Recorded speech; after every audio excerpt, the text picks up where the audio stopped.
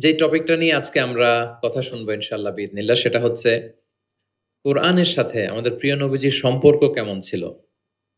Prophetic relation with কোরআন। আল্লাহ রাসূল সাল্লাল্লাহু আলাইহি ওয়া আলিহি ওয়াসাল্লামের সাথে কোরআনের সম্পর্ক অ্যাটাচমেন্টটা কেমন ছিল? How was his relationship with the Quran? কিভাবে তিনি কোরআনকে ধারণ করতেন নিজের মধ্যে? কিভাবে কোরআনকে লালন করতেন? কোরআনকে কতটুকু সময় দিতেন? আজকের পুরো আলোচনা জুড়ে আমরা এটা দেখব। এবং একটু নিজের সাথে মিলিয়ে নেয়ার চেষ্টা করব যে আমরা কতটুকু কোরআনকে সময় দেই এবং কোরআনের সাথে আমাদের অ্যাটাচমেন্টটা কতটুকু? কোরআনের সাথে আমাদের ভালোবাসা এটা কতটুকু? আমরা কতটুকু কোরআনকে ধারণ করি বা লালন করি? এটা একটু নিজেদের সাথে মিলিয়ে নেয়ার চেষ্টা করব। পুরো আলোচনাটাতে আমি আমি প্রায় ৩০ টি পয়েন্ট কভার করার চেষ্টা করব। প্রত্যেকটা পয়েন্ট যদি ২ মিনিট করে আমি শেয়ার করি তাহলে ৩০ দুগুণা ৬০ মিনিট, প্রায় ১ ঘন্টা। খুব সিম্পলি যদি আমি বলি যে কোরআনের সাথে প্রিয় নবীজির সম্পর্ক কেমন ছিল? কোরআনের সাথে বেসিক্যালি আল্লাহ রাসূল সাল্লাল্লাহু আলাইহি ওয়া আলিহি ওয়াসাল্লামের গভীর প্রেমের বাঁধন ছিল। সীমাহীন ভালোবাসা ছিল। শর্টলি বলতে গেলে গভীর প্রেমের বাঁধন এবং সীমাহীন ভালোবাসা ছিল। Because he was the living কোরআন। তিনি নিজেই ছিলেন জীবন্ত কোরআন।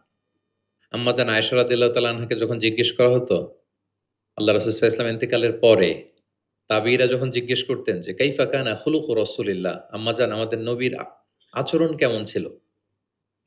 তো তখন আম্মাজান আয়েশা রাদিয়াল্লাহু তাআলা আনহা বলতেন কানা খুলুকুহু আল কোরআন। ওনার আচরণ ছিল কোরআনের আচরণ। কোরআনী জীবন ছিল ওনার। এবং ইনদামা রাসূলুল্লাহি ইয়ামশি আলাল আরদি কাআন্নাল কুরআনা ইয়ামশি আলাইহি। রাসূল সাল্লাল্লাহু আলাইহি ওয়াসাল্লাম যখন মদিনার রাস্তা দিয়ে হেঁটে যেতেন আম্মাজান আয়েশা বলতেন মনে হতো একটা জীবন্ত কোরআন হেঁটে যাচ্ছে। As if a living Quran is walking on the street of Medina. রাসূল সাল্লাল্লাহু আলাইহি ওয়াসাল্লাম মদিনার অলিতে গলিতে যখন হাঁটতেন দূর থেকে দেখে মনে হতো একটা লিভিং কোরআন হেঁটে যাচ্ছে। তার মানে পুরো কোরআনে ৩০ পারায় থিওরিটিক্যালি যা বলা আছে রাসূল সাল্লাল্লাহু আলাইহি ওয়াসাল্লামের জীবনে প্র্যাকটিক্যালি সেটা করে দেখানো আছে। এজন্য উনাকে বলা হয় লিভিং কোরআন। তিনি হচ্ছেন জীবন্ত কোরআন। এবং এই কোরআনকে রিসিভ করতে যেয়ে তিনি অনেক কষ্ট সহ্য করেছেন আমরা জানি। তিনি কোরআনের ভার বহন করেছেন। কোরআন কিন্তু খুব হেভি একটা বাণী। যেন তেন কোনো কথা নয়, এটা আল্লাহর কালাম। এজন্য আল্লাহ তাআলা বলছেন ইন্না সানুলকি আলাইকা কওলান সাকিলা। নবী হে আমি খুব ভারী হেভি ওয়েট বাণী আপনার কাছে নাজিল করতেছি। এটা সাধারণ বাণী না। ওটের উপর বসে থাকা অবস্থায় যখন রাসূল সাল্লাল্লাহু আলাইহি ওয়াসাল্লামের উপর কোরআন নাজিল হতো, ওট মুহূর্তের মধ্যে দাঁড়ানো থেকে বসে যেত, ভার সহ্য করতে না পেরে।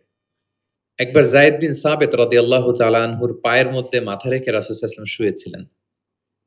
হঠাৎ কোরআন নাজিল হলো। যায়েদ রাদিয়াল্লাহু তাআলা আনহু বললেন যে, "আমার মনে হচ্ছে যে রাসূল সাল্লাল্লাহু আলাইহি ওয়াসাল্লামের মাথাটা অনেক ভারী হয়ে গেল। এতক্ষণ আমার কোনো কষ্টই হচ্ছিল না। কিন্তু হুট করে মনে হলো যে উনার মাথাটা অনেক ভারী হয়ে গেল। আমার পা মনে হচ্ছে যে ভেঙে যাবে, ফেটে যাবে। কারণ কোরআন নাজিল হচ্ছে। লাউ আনজালনা হাযাল কুরআনা আলা জাবালিন লারাআইতাহু খাশিআম মুতাসাদ্দিআম মিন খাশিয়াতিল্লাহ।" এই কোরআনকে মানুষের উপর নাজিল না করে যদি আমি পাহাড়ের উপর নাজিল করতাম, নবী আপনি দেখতেন যে আল্লাহর ভয়ে কোরআনের ভারে পাহাড় ভেঙে চুড়ে খান হয়ে যেত।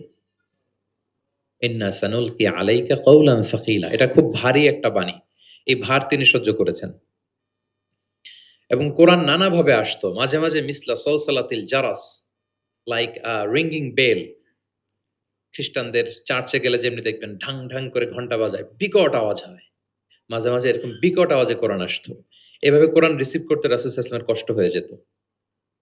আবার মাঝে, মাঝে জিবরাইল আলাইহিস সালাম মানুষের সূরাতে মদিনায় এসে কোরআন দিয়ে যেতেন। রাসূল সাল্লাল্লাহু আলাইহি ওয়াসাল্লাম বলেন, "ওইভাবে কোরআন রিসিভ করাটা আমার জন্য খুব সহজ ছিল।" এবং প্রচন্ড শীতের রাতে যখন কোরআন নাজিল হতো, আম্মা জান আয়েশা রাদিয়াল্লাহু তাআলা আনহা বলেন যে, "আমরা শীতে কাঁপছি, কিন্তু ওয়া ইন্না জাবিনাহু লায়াতাফাসসাদু আরাকান।" আমরা দেখতাম রাসূল সাল্লাল্লাহু আলাইহি ওয়াসাল্লামের কপাল মোবারক বেয়ে টপটপ করে ঘাম ঝরছে। আমরা শীতে কাঁপছি, কিন্তু উনি হি ইজ সোয়েটিং। তিনি ঘামতেন। কারণ এটা ভারী একটা বাণী। প্রথম ৫ আয়াত যখন নাজিল হলো হেরা গুহায়, ইকরা বিসমি রাব্বিকাল্লাযী খালাক, read in the name of your lord who has created. এই ৫ বাক্য নিয়ে রাসূল সাল্লাল্লাহু আলাইহি ওয়াসাল্লাম কাঁপতে আরম্ভ করলেন। হি ওয়াজ ট্রেম্বলিং লিটারালি। এবং এসেই খাদিজা রাদিয়াল্লাহু তাআলা আনহাকে বললেন যে, "জাম্মিলুনি, জাম্মিলুনি।" খাদিজা আমাকে কম্বল চাপা দাও। আমার জ্বর এসে যাচ্ছে, আমি কাঁপছি। কারণ ওই যে কওলান সাকিলা, এটা খুব ভারী একটা বাণী। ওনাকে কম্বল চাপা দেয়া হলো। তখন আল্লাহ তাআলা নাজিল করলেন, ইয়া আইয়ুহাল মুজাম্মিল কুমিল লাইলা ইল্লা কালিলা, মানে হে কম্বলওয়ালা দাঁড়ান, এমন দায়িত্ব দিছি এখন বসে থাকার সুযোগ নাই, দাঁড়ান, দাঁড়িয়ে প্রচার করেন। ওই যে নবী দাঁড়ালেন আর বসার সুযোগটা পেলেন না, প্রচার করছিলেন। তাহলে প্রিয় নবীজি হি ওয়াজ লিভিং কোরআন, এক নম্বর পয়েন্ট।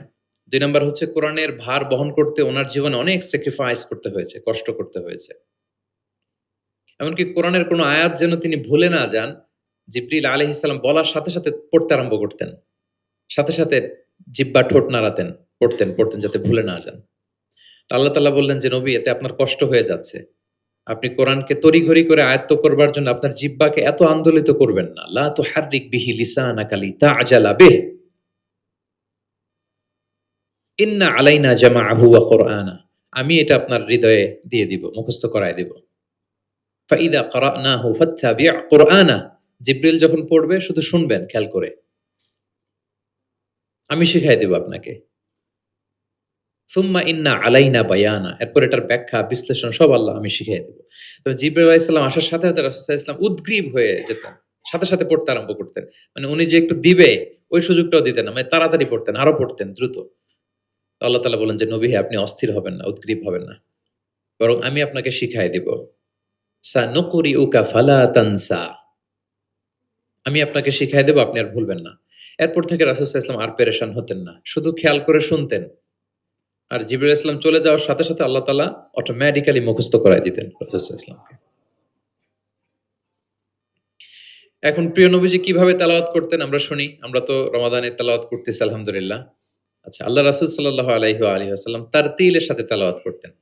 তারতিল, ওয়ারাত্তিলিল কুরআনা তারতিলা। তোমরা তারতিলের সাথে তেলাওয়াত করো। তারতিলের মধ্যে ২ টা জিনিস থাকতে হয়। এক হচ্ছে ধীরে, ধীরে, ২ হচ্ছে স্পষ্টভাবে। রিপিট, আবারও বলছি। তারতিল হচ্ছে ধীরে, ধীরে পড়বেন, আবার স্পষ্ট, তখন এটা তারতিল হবে।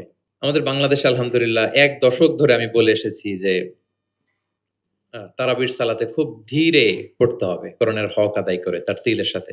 আলহামদুলিল্লাহ অনেক বলার পরে এখন অনেক মসজিদে আলহামদুলিল্লাহ মসজিদ কমিটি সচেতন হয়েছে। ভালো কারীরা, হাফেজরা তারা খুব ধীরস্থিরভাবে পড়ায়।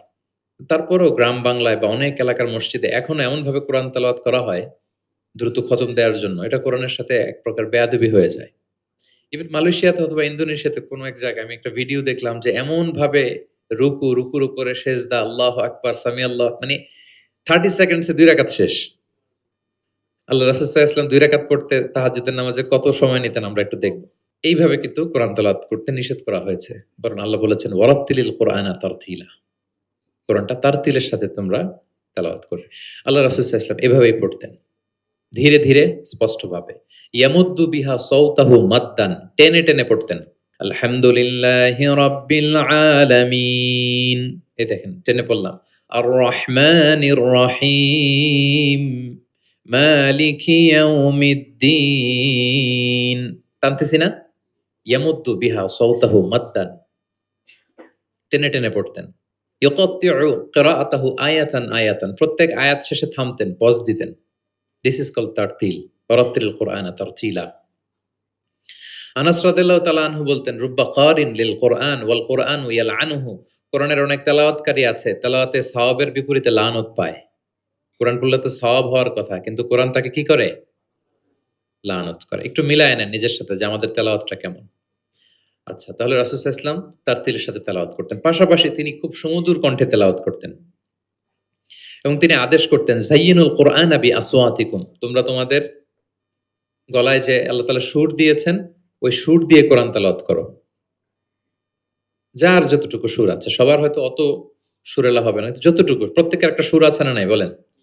যতটুকুই দিয়েছে আল্লাহ তাআলা আপনার গলায় সুর, ওই সুরটাকে ব্যবহার করে আপনি কোরআন তেলাওয়াত করবেন। রাসূল সাল্লাল্লাহু আলাইহি ওয়াসাল্লাম সুর দিয়ে কোরআন পড়তেন। এবং তিনি বলেছেন, লাইসা মিন্না মান লাম ইয়াতাগান্না বিল কুরআন। আমার যে উম্মত সুর করে কোরআন পড়ে না, সে কভু আমার উম্মত হতে পারে না। সুর করে পড়তে হবে। বারা ইবনে আযিব রাদিয়াল্লাহু তাআলা আনহু বলেন যে আমি একবার দেখলাম এশার নামাজের সময় ক্বারা রাসূলুল্লাহ ফিল ইশাই বিত্তিনি ওয়াজ যাইতুন, মানে ওয়াত্তিনি ওয়াজ যাইতুন ওয়া তুরি সিনিন, এই সূরাটা দিয়ে রাসূল সাল্লাল্লাহু আলাইহি ওয়াসাল্লাম দেখলাম একবার এশার নামাজের ইমামতি করতেছেন। বারা ইবনে আসিফ রাদিয়াল্লাহু তাআলা আনহু তিনি বলতেছেন, এবং তিনি বলেন, ফামা সামি'তু আহাদান আহসানা সাওতাম মিন, আমার জীবনে এত সুরেলা কণ্ঠের অধিকারী কোন মানুষের তেলাওয়াত আমার জীবনে আমি শুনি নাই। বারা ইবনে আযিব রাদিয়াল্লাহু তাআলা আনহু রাসূল সাল্লাল্লাহু আলাইহি ওয়াসাল্লামের একজন সাহাবী, তিনি বলেন, এশার নামাজে দেখলাম সূরা আত-তিন দিয়ে তিনি নামাজের ইমামতি করছেন। এত সুমধুর ছিল নবীজির কণ্ঠ, আমি আমার জীবনে এত সুমধুর কণ্ঠের তেলাওয়াত শুনি নাই। না জানি প্রিয় নবীজি কত সুমধুর কণ্ঠে তেলাওয়াত করতেন, আমরা তো শুনতে পারি নাই। এবং রাসূল সাল্লাল্লাহু আলাইহি ওয়াসাল্লামের সুমধুর কণ্ঠের তেলাওয়াত শুনে মানুষ তো মুসলিম হয়েছেই, অনেক জিনও মুসলমান হয়েছে। অনেক জিন, মক্কার যারা গণক ছিল তারা জিন দিয়ে গণনার কাজ করত। জিনদেরকে উপরে পাঠাতো, ফেরেশতারা কি কনভারসেশন করে এগুলো শুনে আসতো, এগুলো এসে গণকদেরকে বলতো, গণকরা এগুলো বলে বলে মক্কায় বিভিন্ন ধরনের সংশয় তৈরি করত। কিন্তু যখন কোরআন নাজিল হওয়া শুরু হলো, আকাশের নিরাপত্তা জোরদার করা হলো, এখন আর জিনেরা উপরে যেতে পারে না, উপরে গেলে আগুনের গোলা ছোড়া হয় ওদের গায়ে। এবার জিনেরা একটা মিটিং বসলো, তারা বলতেছে ঘটনা কি, আগে তো অনেক ফেরেশতাদের কথা শুনে এসে গণকদের বলে দিতে পারতাম, এখন তো এই সুযোগটা নাই, ঘটনা কি, হোয়াট হ্যাপেন? নিশ্চয়ই পৃথিবীতে এমন নতুন কিছুর আগমন ঘটেছে যেটার প্রভাবে ঊর্ধ্ব জগতের নিরাপত্তা বলয়কে আরো মজবুত করা হয়েছে। কি সেটা খোঁজো। খুঁজতে খুঁজতে খুঁজতে খুঁজতে একদল জিন রাসূল সাল্লাল্লাহু আলাইহি ওয়াসাল্লাম উকাজের এক বাজারের দিকে যাচ্ছিলেন। ইন দ্য মিন টাইম ফজরের সালাতে তিনি নামাজের ইমামতি করছেন। ওই সময়ে একদল জিন পাশ দিয়ে যাচ্ছিল। হঠাৎ তারা দাঁড়িয়ে থমকে দাঁড়ালো, দেখে যে আল্লাহ রাসূল সাল্লাল্লাহু আলাইহি ওয়াসাল্লাম কোরআন তেলাওয়াত করতেছেন। এই কোরআনের বাণী তারা কখনো শুনে নাই। তারা শুনে অবাক, এবং এই তথ্য নিয়ে জিনদের সর্দারের কাছে যেয়ে বলল, ঘটনা তো এটা, এটার কারণে এখন আকাশের নিরাপত্তা বেশি, আমরা আর উপরে যেতে পারি না। তারা যেয়ে বলল যে আমরা ঈমান এনে ফেলছি ওই নবীর উপর, ইন্না সামি'না কুরআনান আজাবা ইয়াহদি ইলা রুশদি ফাআমান্না বিহ। তারা বলল যে আমরা কি আজীব কোরআন শুনে আসলাম, যেটা সত্যের এবং হেদায়েতের দিকে পথ দেখায়, এবং ওয়ালান নুশরিকা বিরাব্বিনা আহাদা, আমাদের রবের সাথে আমরা আর শিরক করব না, আমরা আর মুশরিক থাকবো না, আমরা ঈমান এনে ফেললাম। তাহলে আল্লাহ রাসূল সাল্লাল্লাহু আলাইহি সাল্লামের সুমধুর কণ্ঠের তেলাওয়াত শুনে শুধু মানুষ নয়, বরং জিনেরাও ইসলাম ধর্ম গ্রহণ করেছে। আল্লাহ রাসূল সাল্লাল্লাহু আলাইহি ওয়া আলিহি ওয়াসাল্লাম তেলাওয়াতের মাঝখানে মাঝে মাঝে খুব কান্না করতেন। বিশেষ করে রাতের নামাজে কান্না ভেজা কণ্ঠে তেলাওয়াত করতেন। আমরা কি করি? অর্থই তো বুঝতে পারতেছি না, কোথায় কাঁদবো আর কোথায় একটু আনন্দ পাবো। দেখবেন যে কাবা ঘরের ইমামরা যখন জান্নাতের আয়াত আসে, একটা ভিন্ন মাকামে পড়ে, যে মাকামের মধ্যে একটা খুশি প্রাণবন্ত একটা ভাব। আবার জাহান্নামের আযাবের আয়াত যখন আসে, তখন কান্নার মাকামে পড়ে, এবং এমন ভাবে ডুকরে ডুকরে কাঁদে, মুসল্লিরাও কাঁদে। আল্লাহ রাসূল সাল্লাল্লাহু আলাইহি ওয়া আলিহি ওয়াসাল্লাম মাঝরাতে যখন কিয়ামুল লাইল, তাহাজ্জুদ এগুলো পড়তে দাঁড়াতেন, দীর্ঘ সময় কোরআন পড়তেন। এত দীর্ঘ সময় পা ফুলে যেত, হাত্তা তাতাফাত্তারা কাদামা, পা দুটো ফুলে মোটা হয়ে যেত, এরকম দীর্ঘ সময় দাঁড়িয়ে থাকতেন। আম্মা জান আয়েশা রাদিয়াল্লাহু তাআলা আনহা বলতেন, ইয়া রাসূলুল্লাহ, আপনার তো আগের পরের সব গুনাহ মাফ, আদতে ওনার তো কোনো গুনাহই নেই, নবীরা তো মাসুম, নিষ্পাপ, তারপরও আপনি রাত জেগে এত কষ্ট কেন করেন? আল্লাহ রাসূল সাল্লাল্লাহু আলাইহি ওয়াসাল্লাম বলেছেন, আফালা উহিব্বু আন আকুনা আবদান শাকুরা, আয়েশা, আমি কি শুকরগুজার বান্দা হব না? মানে আমার আল্লাহ আমাকে ক্ষমার ঘোষণা দিয়েছে, ঠিক আছে, কিন্তু আমি কি শুকরগুজার হব না? আমার রোলটা তো আমি প্লে করব, আমার সর্বোচ্চ তো উজাড় করে আমি আমার রবের সামনে পেশ করব। মাঝরাতে তিনি দীর্ঘ সময় দাঁড়িয়ে তেলাওয়াত করতেন, পা ফুলে যেত। মাঝে মাঝে একটি আয়াত পড়ে থামতেন, সে আয়াত নিয়ে ভাবতেন, কাঁদতেন, বারবার কাঁদতেন, পড়তেন, তার দাড়ি ভিজে যেত। প্রতিটি আয়াত তিনি অনুভব করতেন হৃদয় দিয়ে, তার হৃদয়কে নাড়া দিত। এভাবে তিনি তেলাওয়াত করতেন। এক সাহাবী বর্ণনা করেন, একবার আল্লাহ রাসূল সাল্লাল্লাহু আলাইহি ওয়াসাল্লামকে আমি রাতের সালাতে দেখলাম, এমন ভাবে তিনি কাঁদছেন, ওয়ালি জাওফিহি আযীরুন কাআযীরিল মিরজালি মিনাল বুকা, গরম পানি ফুটাতে দিলে ড্যাগের ভেতরে গরম পানির যেরকম টকবকে উতলে ওঠার একটা শব্দ, এরকম উতলে ডুকরে ডুকরে কান্নার একটা শব্দ আমি শুনতে পেলাম। এভাবে তিনি কাঁদছিলেন।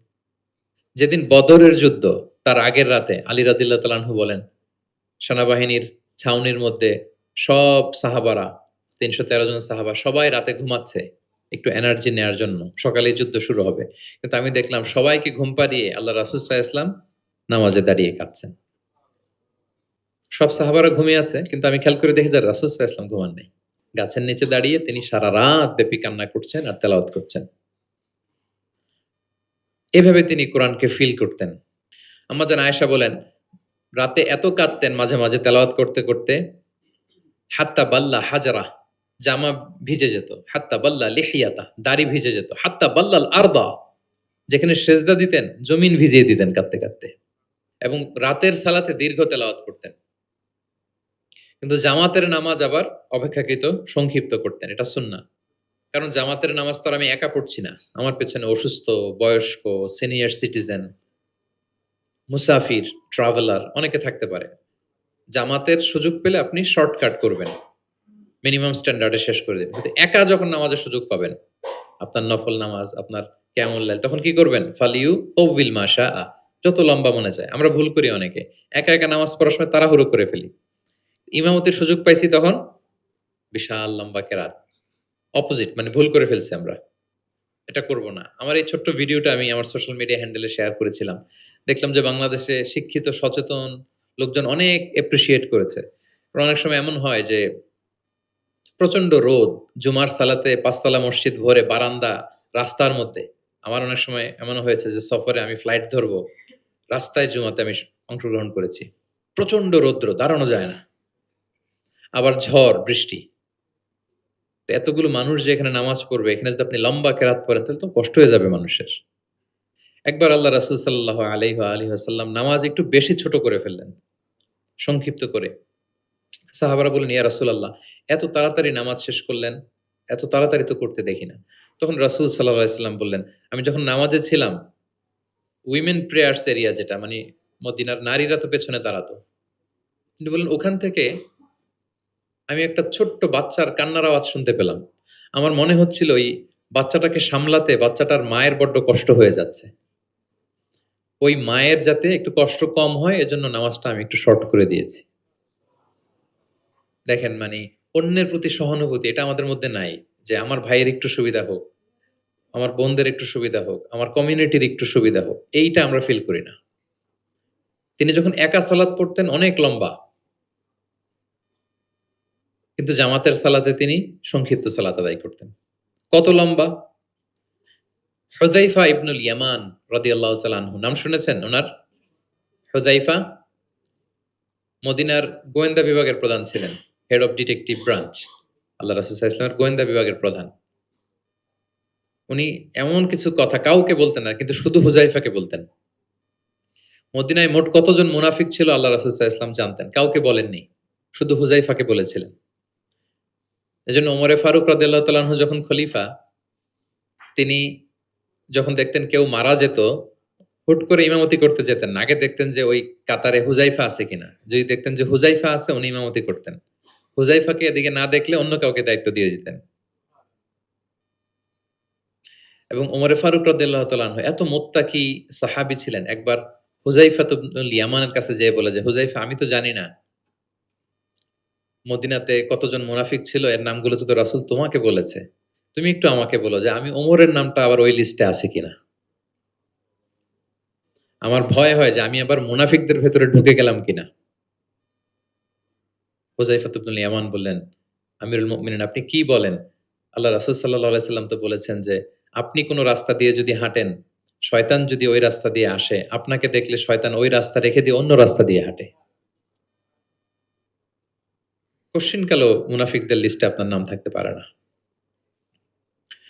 তো এই হুযাইফা ইবনুল ইয়ামান রাদিয়াল্লাহু তাআলা আনহু, উনি বললেন, একবার রাতে আমি আল্লাহ রাসূল সাল্লাল্লাহু আলাইহি ওয়াসাল্লামের সাথে কিয়ামুল লাইল, মানে তাহাজ্জুদের নামাজে শরীক হওয়ার সুযোগ পেয়েছিলাম।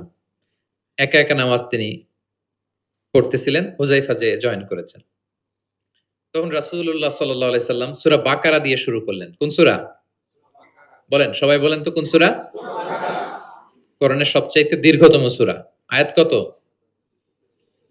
২৮৬, মানে অনেক বড় সূরা।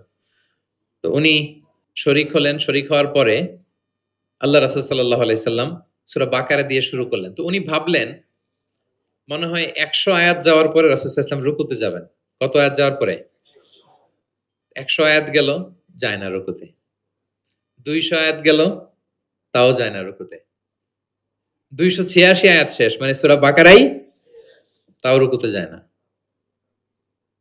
এরপরে রাসূল সাল্লাল্লাহু আলাইহি ওয়াসাল্লাম সূরা আলী ইমরান শুরু করেছেন, ওইটাও শেষ। এরপর রাসূল সাল্লাল্লাহু আলাইহি ওয়াসাল্লাম সূরা নিসা শুরু করেছেন। Could you imagine that? আপনি চিন্তা করতে পারেন? তার মানে এক রাকাতে উনি 2 থেকে 3 ঘন্টা, মাঝে মাঝে এমন হয়েছে 2 রাকাতে সারা রাত শেষ কভার করে দিয়েছেন। এবং হুযায়ফা বলেন, আমার কাছে মনে হলো যতক্ষণ তিনি দাঁড়িয়ে তেলাওয়াত করছিলেন ঠিক ততক্ষণ আবার রুকুতে ছিলেন, যতক্ষণ রুকুতে ছিলেন ঠিক ততক্ষণ আবার সেজদায় লুটিয়েছিলেন। 2 রাকাতে পুরো রাত তিনি শেষ করে দিয়েছেন। তাহলে রাতের সালাতে তিনি দীর্ঘ তেলাওয়াত করতেন। সব সময় তিনি তেলাওয়াত মুখর সময় কাটাতেন, দাঁড়িয়ে, বসে, শুয়ে, হাঁটা অবস্থায়, আরোহী অবস্থায়, সব সময়। অজু থাকা অবস্থায়, অজু না থাকা অবস্থায়। অজু চলে গেলেই রাসূল সাল্লাল্লাহু আলাইহি ওয়াসাল্লাম সাথে সাথে অজু করে ফেলতেন, কিন্তু অজু নেই ওই অবস্থায়ও তিনি কোরআন তেলাওয়াত করেছেন। ইবনুল কাইয়িম আল জাওজিয়া যাদুল মাআদ ফি হাদি খায়রিল ইবাদ, একটা বিখ্যাত সিরাত গ্রন্থে তিনি বলেন, লাম ইয়াকুন ইয়ামনাহু মিন কিরাআতিহি ইল্লাল জানাবা। গোসল ফরজ হয় যেই পরিস্থিতিতে, ওই পরিস্থিতি ছাড়া কোনো কিছু রাসূল সাল্লাল্লাহু আলাইহি ওয়াসাল্লামকে কোরআন তেলাওয়াত থেকে বিরত রাখতে পারত না। মানে গোসল ফরজ হয় কোন কারণে আপনারা তো জানেন। এরকম পরিস্থিতি হলে তিনি শুধু তেলাওয়াত করতেন না। এছাড়া দাঁড়িয়ে, বসে, হাঁটছেন, আরোহণ করেছেন, অজু আছে কিংবা অজু নেই, সবসময় তিনি কোরআন তেলাওয়াত করতেন।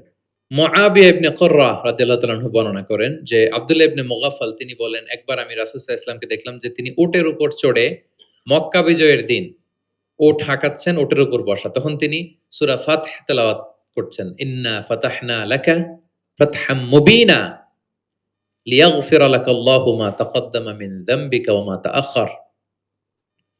তিনি বলেন যে আমি নিজে অষ্টম হিজরিতে মক্কা বিজয়ের দিন দেখলাম তিনি উট হাঁকাচ্ছেন আর পড়তেছেন ইন্না ফাতাহনা লাকা ফাতহাম মুবিনা, সূরা ফাতহ তেলাওয়াত করতেছেন। সুবহানাল্লাহ।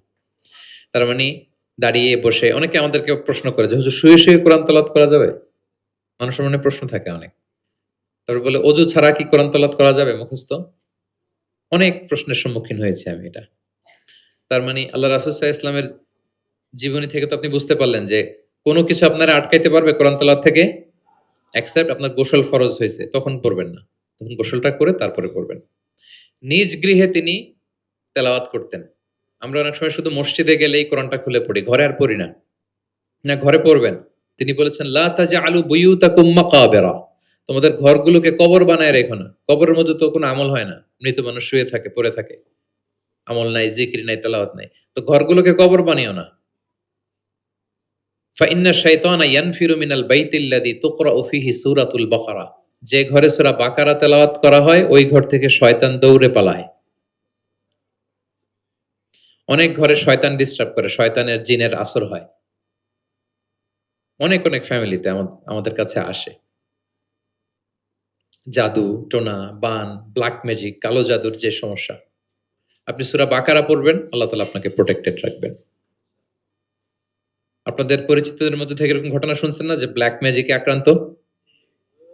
কোন সূরা পড়বেন? হুম। যারা খুব বেশি আক্রান্ত, অল্প সাউন্ডে সূরা বাকারাটা চালিয়ে ঘুমিয়ে পড়বেন। সারা রাত যেন তেলাওয়াত চলে। কোন ব্ল্যাক ম্যাজিক আপনার ক্ষতি করতে পারবে না ইনশাআল্লাহ। অল্প সাউন্ডে MP3 তে করে কি করবেন? চালিয়ে রাখবেন। সূরা বাকারাকে খুব গুরুত্বের সাথে পড়তে বলেছেন আল্লাহ রাসূল সাল্লাল্লাহু আলাইহি ওয়াসাল্লাম। তিনি বলেছেন, ইকরাউ সূরাতাল বাকারা ফাইন্না আখযাহা বারাকা ওয়া তারকাহা হাসারা ওয়া লা ইস্তাতিউহাল বাতালা। যে এটা পড়বে বরকত পাবে, যে পড়বে না সে আফসোস করবে। আর যে এটা আত্মস্থ করবে, পড়বে, ওয়ালা তাস্তাতিউহাল বাতালা ইয়ানি আস-সাহারা, ম্যাজিশিয়ান। কোন ম্যাজিশিয়ানের ম্যাজিক তার উপর কাজ করবে না। কোন ব্ল্যাক ম্যাজিক তার কাছে কিছুই করতে পারবে না। এজন্য ঘরে ঘরে কোন সূরা? সূরা বাকারা। এই বাকারার মধ্যে একটা স্পেশাল আয়াত আছে, 255 নম্বর আয়াত, যেটাকে বলা হয় আয়াতুল কুরসি। এটা রেগুলার পড়বেন প্রত্যেক ফরজ সালাতের পরে।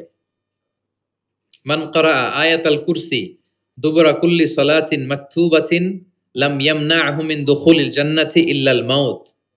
প্রত্যেক ফরজ সালাতের পরে যে ব্যক্তি আয়াতুল কুরসি তেলাওয়াত করবে, ওই ব্যক্তির জান্নাতে প্রবেশের ক্ষেত্রে আর কোনো বাধা থাকে না। একটা জিনিস ছাড়া, মৃত্যু। লোকটা মরে না তাই জান্নাতে যায় না, মরলেই জান্নাতি। প্রত্যেক ফরজ সালাতের পরেই আপনারা পড়বেন। যারা পড়েন কন্টিনিউ করবেন, আর যারা পড়েন না মনে রাখবেন, নোটে রাখেন, যেটা আমরা রেগুলার ওয়াজিফা বানাবো। ইট শুড বি রেগুলার ওয়াজিফা। আল্লাহ রাসূল সাল্লাল্লাহু আলাইহি সাল্লাম তিনি বলেছেন যে ৭ কেরাতের যেটা দিয়ে সহজ লাগে সেটা দিয়ে তেলাওয়াত করতে পারবো, মানে ফ্লেক্সিবিলিটি আছে।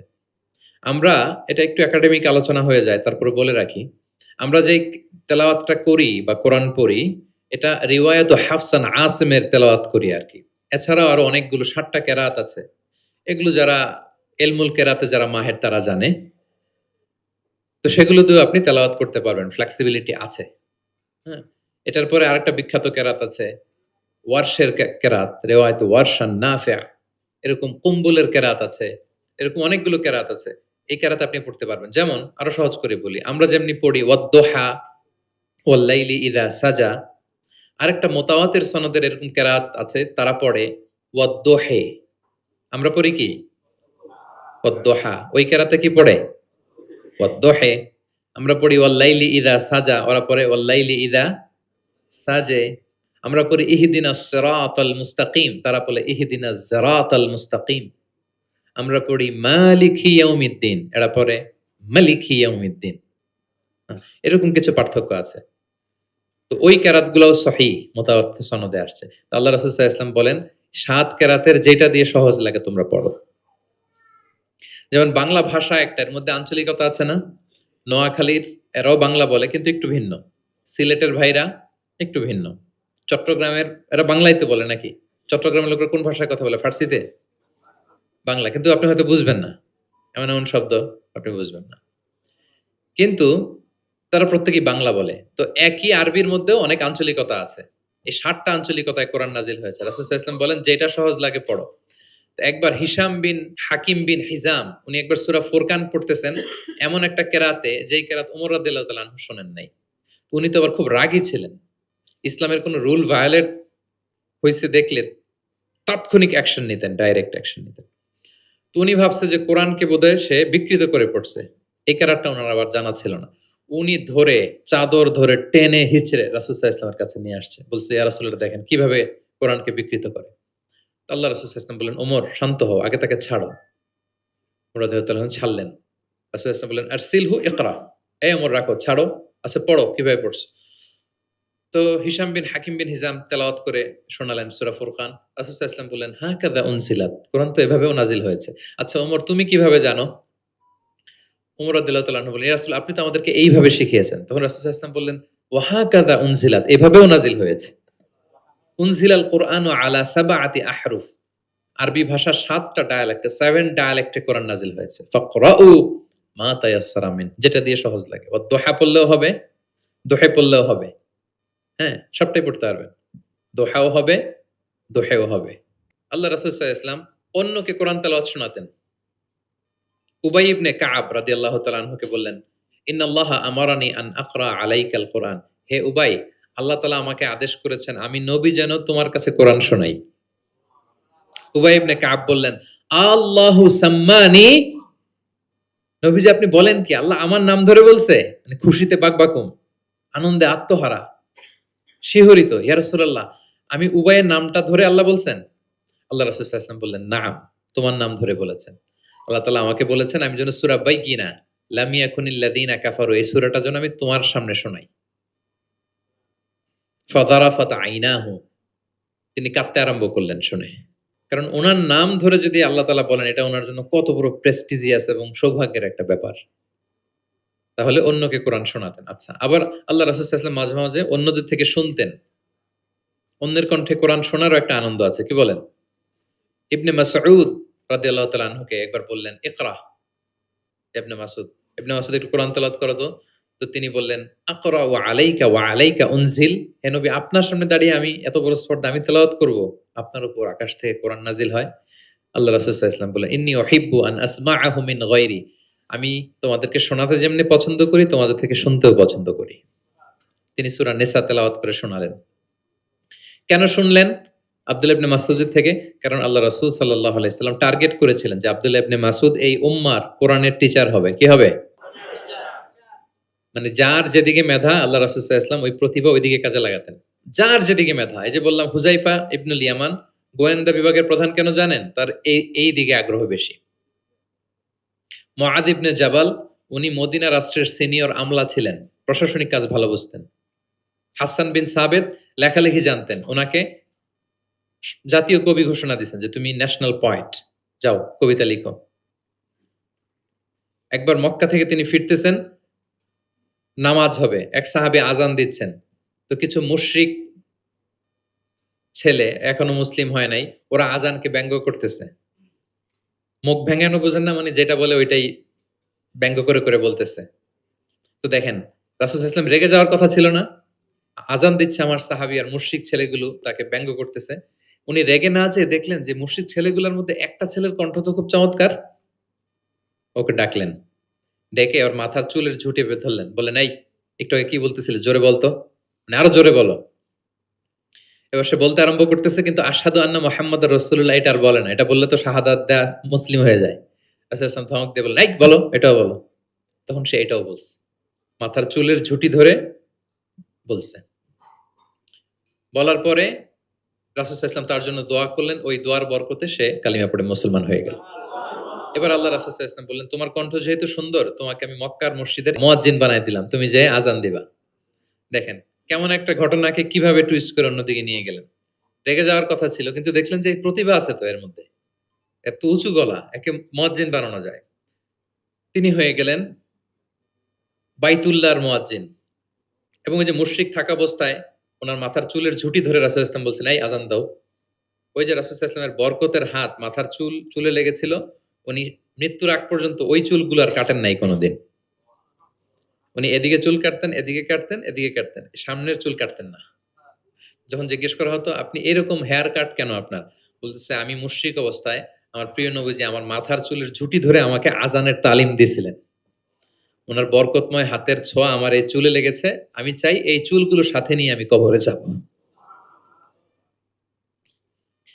এবং ওই চুলগুলোর সাথেই ওনাকে কবর দেয়া হয়েছে। ওই চুলগুলোকে উনি পেঁচিয়ে একটা পাগড়ির মতো করে, বড় হয়ে গেছে তো অনেক, এটা পেঁচিয়ে পাগড়ির মতো করতেন, এরপরে উনি টারবান পড়তেন, পাগড়ি পড়তেন।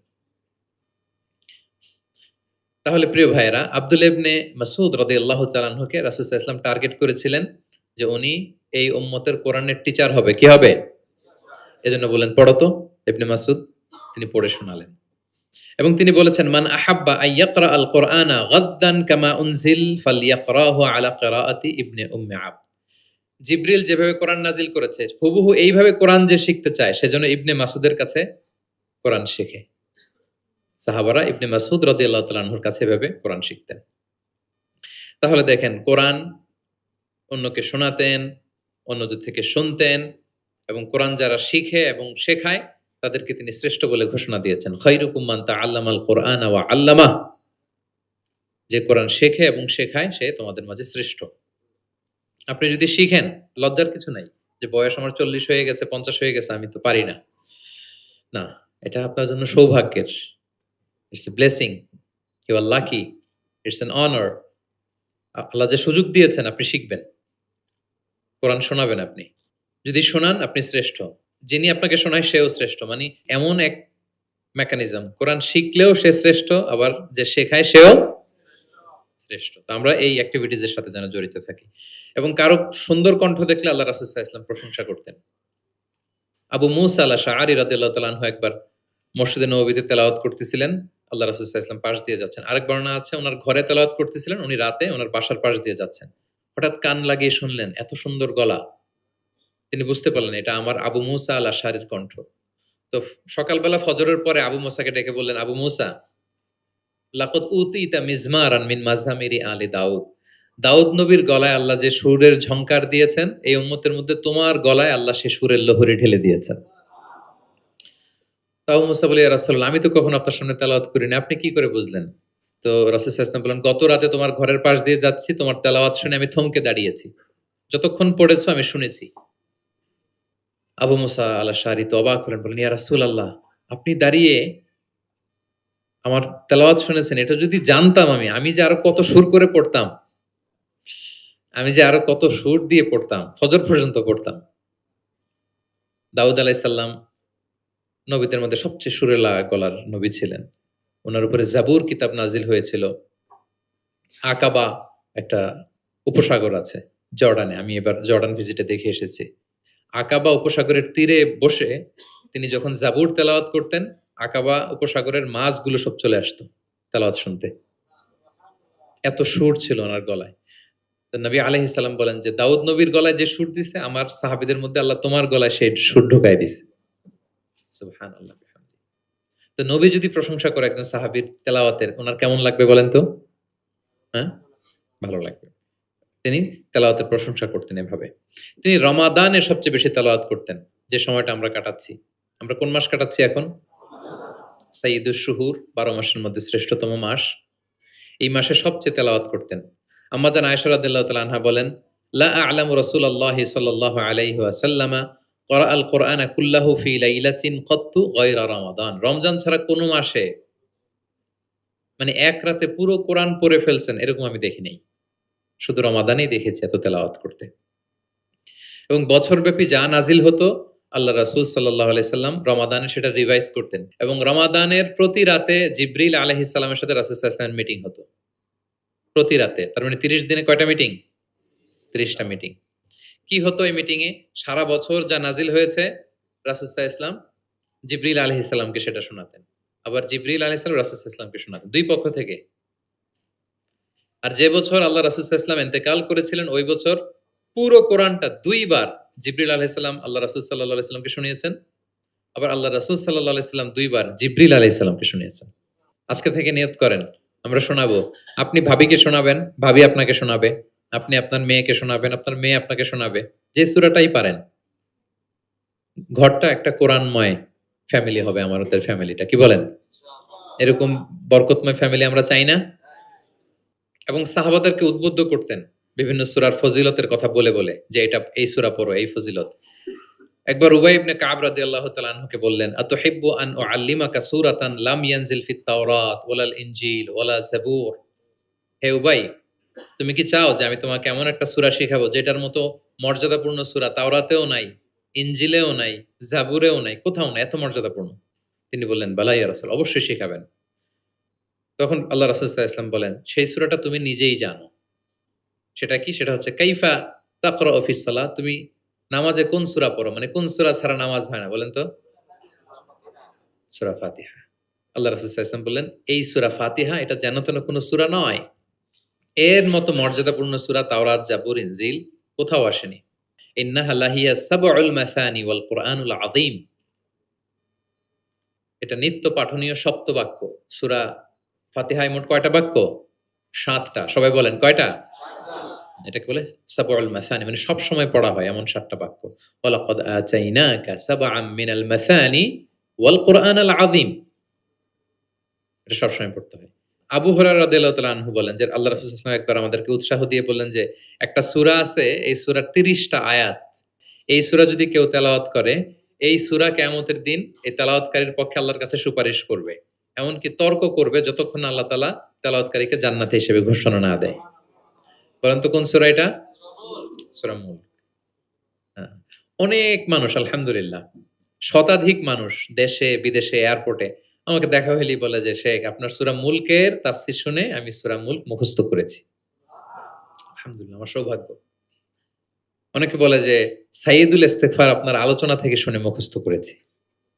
তারপর অনেকে বলেছে যে, আস্তাগফিরুল্লাহর আমলটা আপনার আলোচনা থেকে শুনে আমরা অভ্যস্ত হয়েছি আলহামদুলিল্লাহ।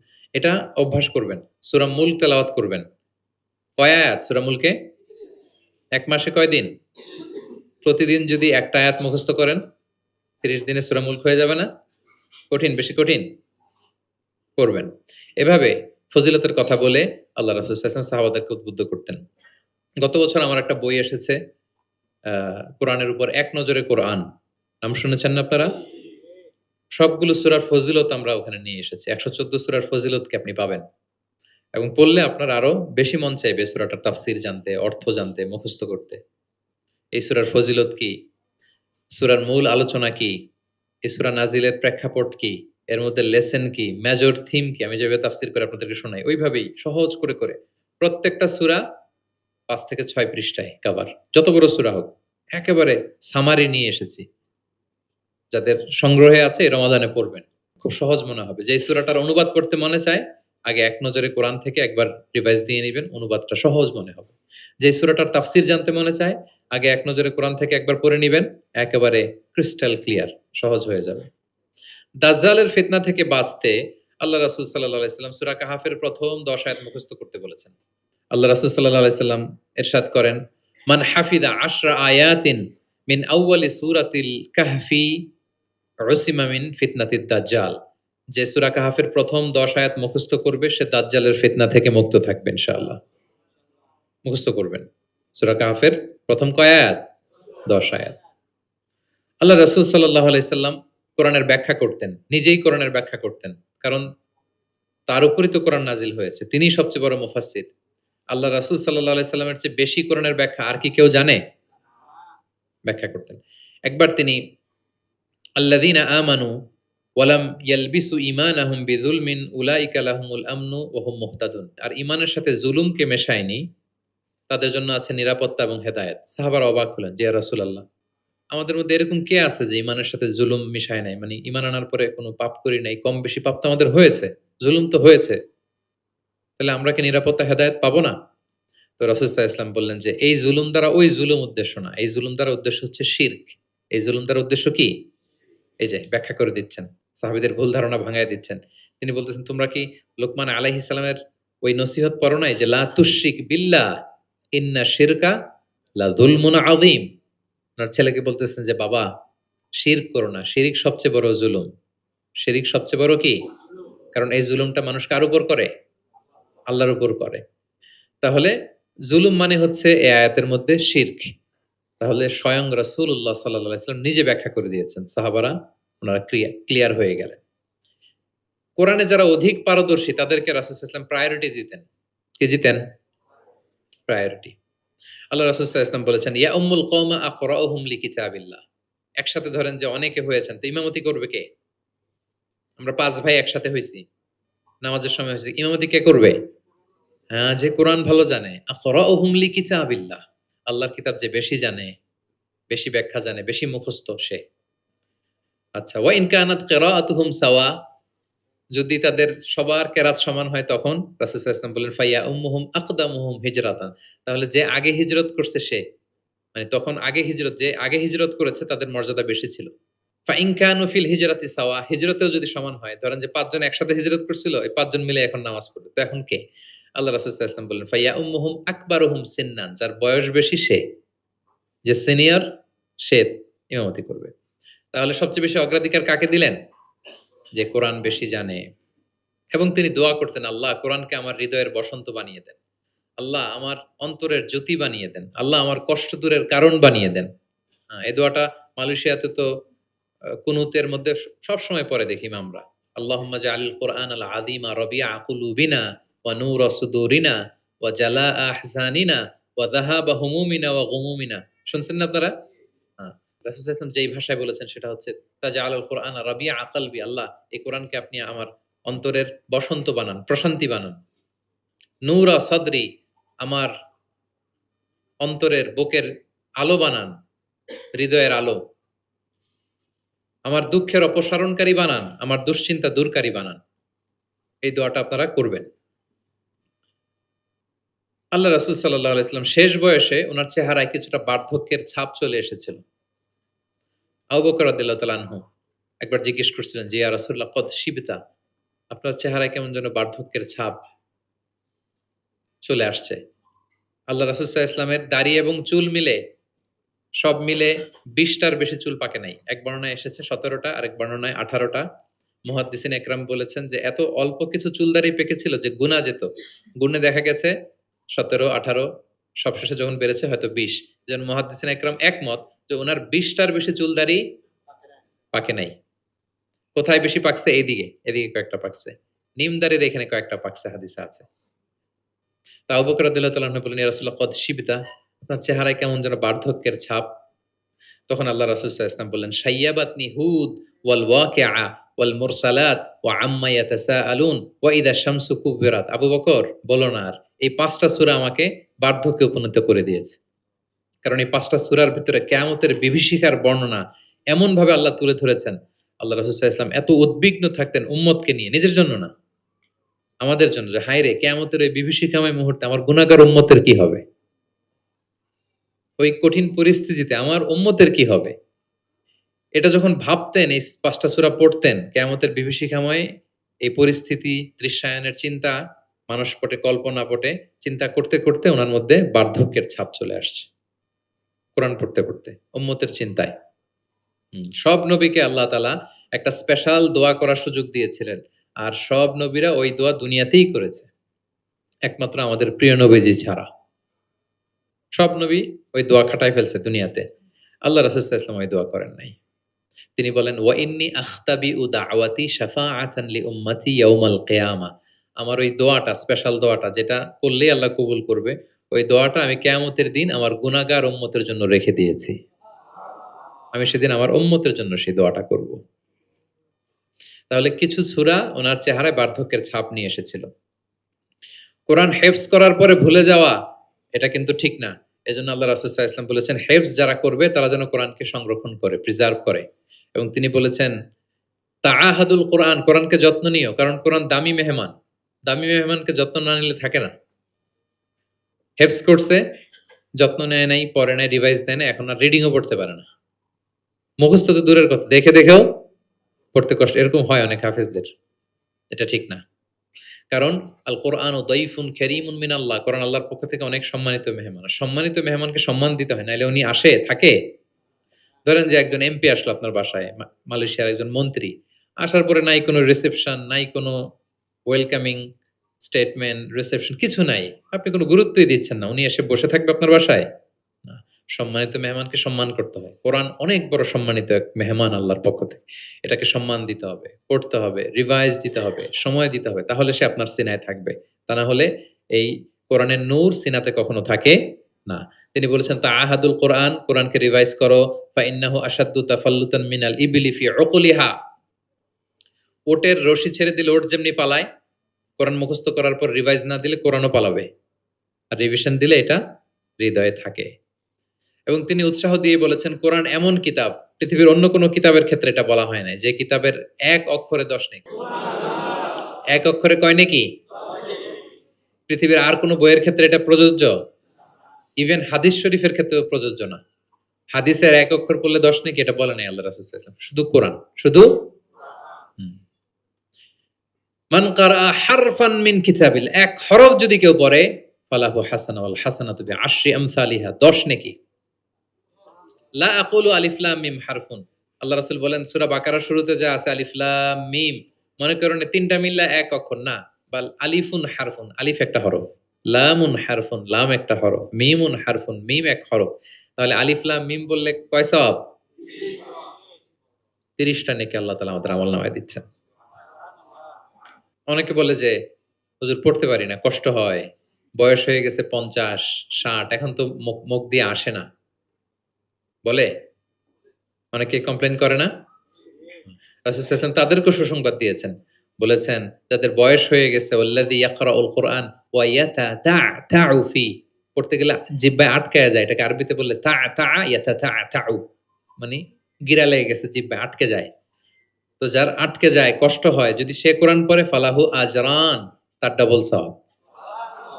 কোরআন পড়তেছে এটার সওয়াব, ওই যে আটকাইতেছে ওইটার আরেক সওয়াব। কষ্ট হচ্ছে যে, শাক্কুন আলাইহি লাহু আজরান, তার ডাবল সওয়াব। এবার বলেন, কষ্ট হইলে কি পড়া বন্ধ করে ফেলবেন? তো কি করবেন? আরো চেষ্টা করব, আরো পড়বো, কারণ প্রতিনিয়ত আল্লাহ তাআলা আমার আমলনামা ভারী করছেন। এবং এই যে কোরআনের মজলিসে হাজির হলে, আল্লাহ রাসূল সাল্লাল্লাহু আলাইহি ওয়াসাল্লাম উৎসাহিত করেছেন যে কোরআনের মজলিসে হাজির হলে কি হয়? ইয়াতলুনা কিতাবাল্লাহ, যেখানে কোরআনের আলোচনা হয়, ওয়া ইয়াতাদারাসুনা বাইনাহুম ইল্লা নাযালাত আলাইহিমুস সাকিনা, প্রশান্তি নেমে আসে, আসমানি প্রশান্তি। আপনি প্রশান্তি ফিল করতেছেন? সাকিনা হৃদয়ে?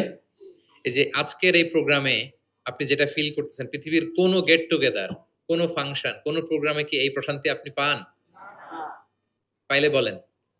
পাবেন? কোরআনের যে মাজলিস, ওটাতে বসলেই একটা আলাদা আসমানি প্রশান্তি। হাফফাতহুমুল মালাইকা, ফেরেশতারা ঘিরে রাখে এই প্রোগ্রাম। কি করে? আজকে আপনাদের সিকিউরিটি দিতেছে কারা? পুলিশ, বিশেষ ফোর্স, কারা? ফেরেশতারা, মালাইকাতুল্লাহ, ওয়া যাকারাহুমুল্লাহু ফীমান ইনদাহ, এবং আল্লাহ তাআলা ফেরেশতাদের সামনে গর্ব করে বলে, দেখো আমার বান্দারা আমাকে দেখে নাই, জান্নাত দেখে নাই, জাহান্নাম দেখে নাই, কোরআন পড়ে বিশ্বাস করেই আজকে চলে আসছে, গর্ব করে বলতে থাকে। তখন আল্লাহ বলে যে এই বান্দারা কি চায়, আজকে যা চাবে তাই দিয়ে দেব। যেন ইফতারের পূর্ব মুহূর্তে দোয়া কবুলের একটা মাহেন্দ্রক্ষণ, আমরা যেন এই সময়টাকে কাজে লাগাই, আমরা আল্লাহর কাছে দোয়া করব। আর এত এত ফজিলতের পরেও যারা কোরআন পড়ে নাই, তাদের নসিবে কি থাকবে বলেন? আল্লাহ রাসূল সাল্লাল্লাহু আলাইহি ওয়াসাল্লাম তাদের বিরুদ্ধে স্বয়ং মামলা দায়ের করবেন, যার সুপারিশ ছাড়া আমরা জান্নাতের চেহারা দেখব না। ওই নবী তার বিরুদ্ধে দাঁড়াবে। ওয়াকাল রাসূল ইয়া রাব ইন্না কওমি ইত্তাখাযু হাযাল কুরআনা মাহজুরা। তিনি কিয়ামতের দিন বলবে, আল্লাহ আমার এই উম্মত কোরআনকে পরিত্যক্ত করেছে, ইগনোর করেছে, বর্জন করেছে, পড়ে নাই। বছরের পর বছর গেছে, কোরআনটা হাতে নেয় নাই, কোরআনের একটা পাতা খুলে দেখে নাই। একের পর এক রমাদান সে পেয়েছে, কোরআনকে কোনোদিন সে তেলাওয়াত করে নাই, পাঠ করে নাই। আচ্ছা বলেন, যেই নবীর সুপারিশ ছাড়া আমরা জান্নাতে যাওয়া কল্পনাও করতে পারি না, ওই নবী যদি আপনার বিরুদ্ধে মামলা দায়ের করে, তাহলে তো জান্নাত ফকফকা একেবারে, নাকি? জান্নাতের রাস্তা ক্লিয়ার না? ইম্পসিবল, অসম্ভব। খবরদার প্রিয় ভাইয়েরা, একটু রিভাইজ করেন কোরআনের সাথে আমাদের সম্পর্ক কেমন, প্রিয় নবীজির সম্পর্ক কেমন তো আমরা শুনলাম। আমরা একটু দেখি যে আসলে আমাদের সম্পর্ক কেমন। আমরা নিজেরা শোনাই কিনা অন্যকে, অন্য থেকে শুনি কিনা, রাত্রিবেলা তেলাওয়াত করার সময় কান্না করি কিনা, চেষ্টা করি কিনা, অর্থ পড়ি কিনা, তাফসির পড়ি কিনা, কোরআন অনুযায়ী জীবনটা গড়ি কিনা, আমল করি কিনা, একটু নিজের সাথে নিজে বোঝাপড়া করেন। তাহলে আল্লাহ রাসূল সাল্লাল্লাহু আলাইহি ওয়া আলিহি ওয়াসাল্লাম যেভাবে কোরআনের সাথে নিজের সম্পর্ক করেছেন, আমরাও এইভাবে নিজেদের সাথে কোরআনের সম্পর্ক করতে চাই। কি বলেন? চাই কি চাই না? এই রমাদানে আমাদের সময়গুলো কোরআনময় হোক, আমরা চাই। ধীরস্থির ভাবে পড়বেন। আজকে তো আমরা বললাম কিভাবে পড়বেন? 4G গতিতে নাকি 5G স্পিডে, তার তিলের সাথে স্পষ্টভাবে ধীরে ধীরে। অনেকে কোরআনের খতম তুলতে যায়, কোরআনের খতম দিয়ে ফেলায়, লানত করবে কোরআন তাদের প্রতি। এটা করবেন না আমার প্রিয় ভাই, ধীরস্থির ভাবে তেলাওয়াত করুন, কোরআনের বঙ্গানুবাদ পড়ুন। এক নজরে কোরআন, এটা আমরা তৈরি করেছি, এরকম বই বাংলা ভাষায় হয় নাই। বাংলায় মাশাআল্লাহ অনেক অনুবাদ হয়েছে আলহামদুলিল্লাহ, অনেক বাংলায় তাফসির হয়েছে আলহামদুলিল্লাহ, কিন্তু কোরআনের সার নির্যাস আসে নাই। ইংরেজিতে আমি পেয়েছি, আরবিতে কিছু বই পেয়েছি, কিন্তু বাংলায় হয় নাই। অনেক সাধনার ফসল এটা, হাতে নিলে বুঝতে পারবেন যে কি শ্রম দেয়া হয়েছে এটাতে, সহজ করে আপনাকে বুঝায় দেওয়া হবে, সেটা পড়বেন। এবং যে সূরাগুলোকে আল্লাহ রাসূল সাল্লাল্লাহু আলাইহি ওয়াসাল্লাম বিশেষভাবে তেলাওয়াত করতে বলেছেন, তেলাওয়াত করবেন। সূরা কাহাফ জুমাবারে তেলাওয়াত করবেন, করেন তো? কোন সূরা? সূরা কাহাফ। ফজরের পরে সূরা ইয়াসিন, ফজরের পরে মাগরিবের পরে ওয়াকিয়া পড়বেন, মাগরিবের পরে এশার পরে সূরা মুলক, এশার পরে রাতে ঘুমোতে যাওয়ার আগে সূরা বাকারার শেষ 2 আয়াত, আমানা রাসূল, করেন। মান ক্বারাআ আয়াতাইন মিন আখিরি সূরাতিল বাকারাতি ফি লাইলাতিন কাফাতা। আল্লাহ নবী বলেন, যে ব্যক্তি রাতে ঘুমোতে যাওয়ার আগে সূরা বাকারার শেষ 2 আয়াত পরে ঘুমাতে যায়, ওই রাতের সেফটি, সিকিউরিটি, প্রোটেকশনের জন্য এই আয়াত দুইটাই যথেষ্ট হয়ে যায়।